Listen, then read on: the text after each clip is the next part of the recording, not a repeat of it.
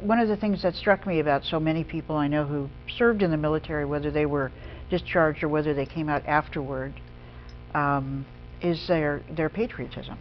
I mean, it's just it's interesting to love a country that didn't appear to love you, even though the notion of this country is quite different from discrimination, you know, in the military and other places. It's almost like something we wake up from, you know, slowly. So do you feel hope? I think some of the finest people I have ever met and worked with in my life were in the military. When they talk about honor and integrity, they really mean it. And I think people miss that.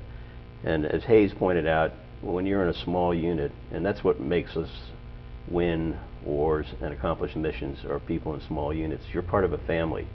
And I think you saw when he talked about this, what happened under Don't Ask, Don't Tell, is that you had to push these people away from you, the people that you're really the closest to in your life. I mean, they're like your brothers and sisters, and you can't share your life with them. And the military says, well, if we allow gays and lesbians and bisexuals to come out, that it'll adversely affect unit cohesion.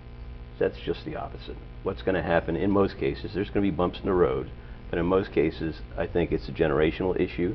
And so many of the younger people today, I call them the Will and Grace generation.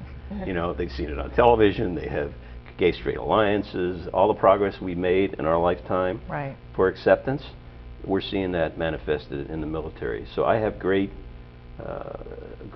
faith that this is going to be a non-event.